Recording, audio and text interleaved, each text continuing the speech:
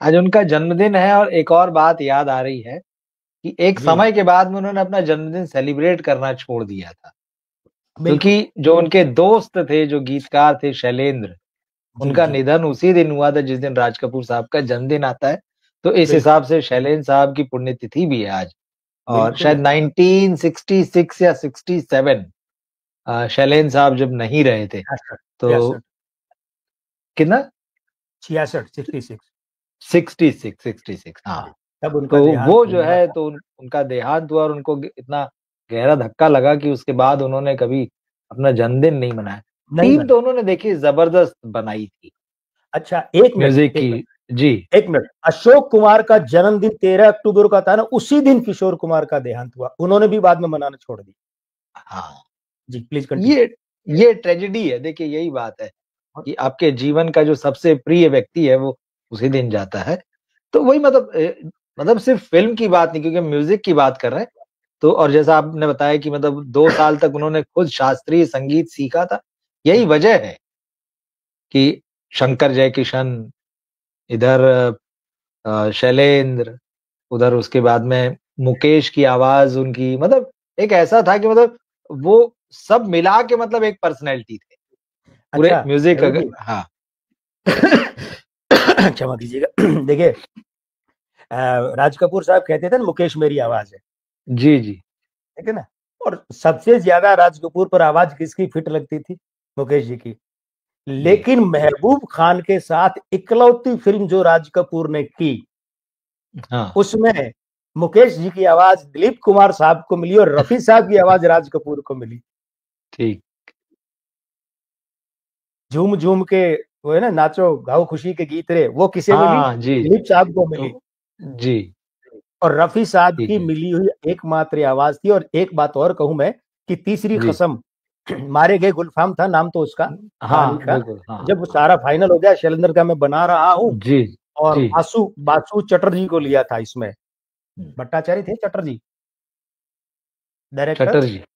ये हाँ, हाँ। भट्टाचार्य चटर्जी में कंफ्यूज हो जाता हूँ मैं, जी, बासुदा को जी। लिया, हाँ ये। हाँ, हाँ। तो वो तो आस्था वाले हैं, ओमपुरी और रेखा वाले एक तो जी, उन्होंने उन्हें लिया, डायरेक्टर लिया, और फिर वो बासुदा बोले यार कलाकार बताओ, हीरो कौन? तो शैलेंद्र का राज भाई। तो बासुदा चौंक के, ये किसने लिखा है? ये उस समय कन्हैयालाल नंदन के वो संडे मेल संपादन में साप्ताहिक अखबार आता था, तो उसमें संस्मरण होते थे, तो कमलेश्वर ने ये लिखा है। अच्छा। हाँ, बासुदा चौंक के, राज कपूर? बोले हाँ राज भाई। अरे वो नीली आंखों वाला अंग्रेज इस ग्रामीण के देहाती के रोल में कैसे फिट बैठेगा?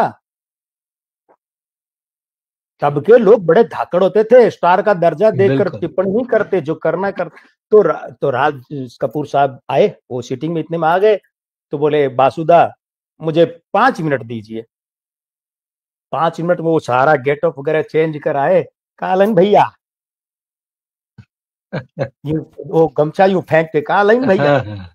हाँ, बासुदा, कमलेश्वर लिखते कि बासुदा यूं फटी आंखों से देखते रहे, और फिर बोले यार शैलेंद्र, इससे बढ़िया तो कोई हो ही नहीं सकता। ये होती है राज कपूर होने की बात।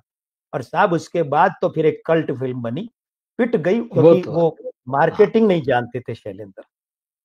तो शैलेंद्र का आपने जिक्र किया शैलेंद्र का, टीम का। जी, शैलेंद्र हिंदी सिनेमा के सबसे बड़े गीतकार और सबसे बड़े शायर, साहिर। शैलेंद्र के बाद अगर नंबर आता है तो फिर लगभग बराबर रुकते हैं आनंद बख्शी और मजरू सुल्तानपुरी। ये सब शैलेंद्र और राज कपूर खोज के लाए। अच्छा, आपको ज्ञात हाँ, ही होगा, शायद हमारे कुछ मित्रों जी। को ज्ञात नहीं है, कि शैलेंद्र को राज कपूर ने बरसात से पहले कांटेक्ट कर लिया था। कवि सम्मेलन में कहीं। हाँ, जी, मुशायरे जी, में जी। तो बस कंडक्टर जो है हाँ, हसरत जयपुरी को पकड़ा, कवि सोनू पकड़ा, और हाँ, उसके बाद, हाँ, उसके बाद उन्होंने कहा था, अच्छा क्या कहा था, मिले तब हाँ, कविराज, हमेशा कविराज कहते थे, बाद में भी हाँ। जीवन में, जी। कविराज मैं राज कपूर हूँ, पृथ्वीराज कपूर का बेटा, ऐसे पृथ्वीराज कपूर का बेटा, क्यों जोर किस पे दिया उन्हें पता है, राज कपूर को तो ये जानेगा नहीं, ये जानेगा बिल्कुल। पृथ्वीराज कपूर को, पृथ्वीराज कपूर का बेटा।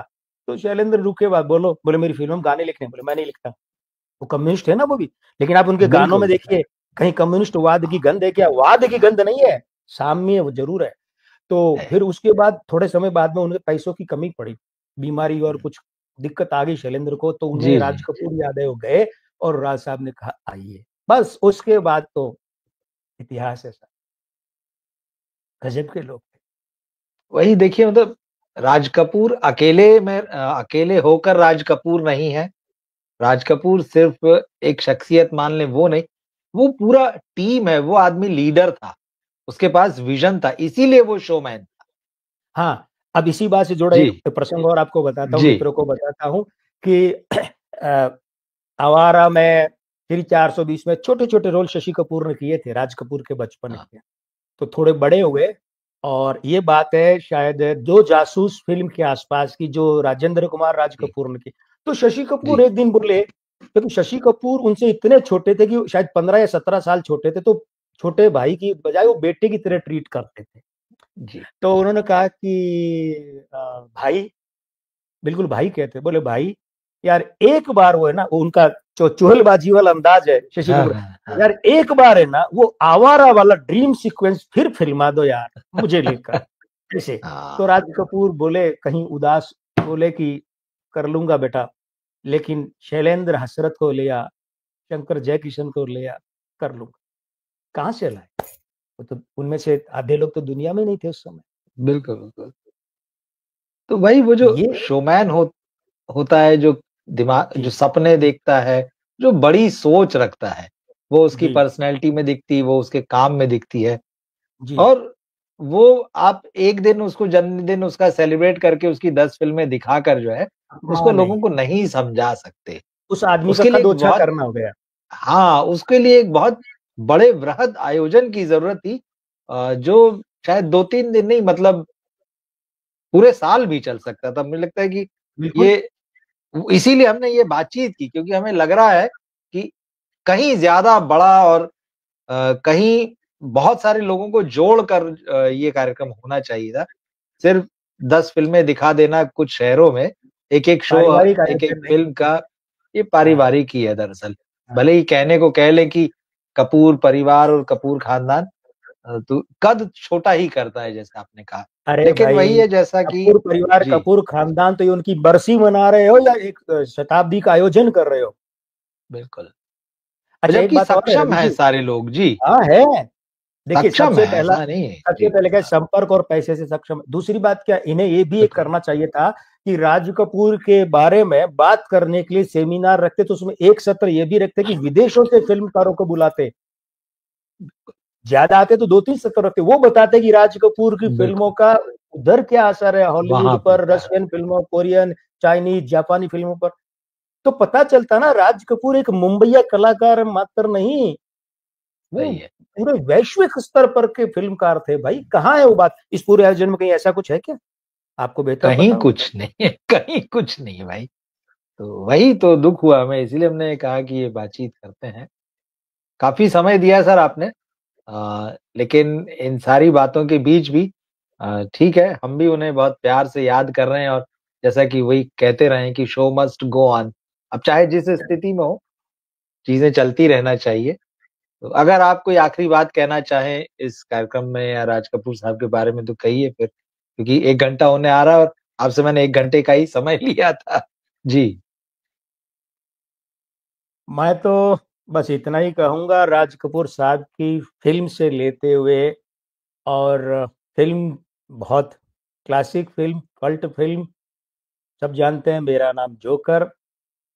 और बस यही है कि कल बिल्कुल। खेल में हम हो न हो, हाँ, गर्दिश में तारे रहेंगे सदा, भूलोगे तुम, भूलेंगे वो, पर हम तुम्हारे रहेंगे सदा। नहीं, जाने कहाँ गए वो दिन, की बजाय बिल्कुल। ये कहूंगा, जाने कहाँ गए वो लोग। हाँ, प्रणाम राज कपूर साहब की स्मृति को। जी, बिल्कुल, बिल्कुल।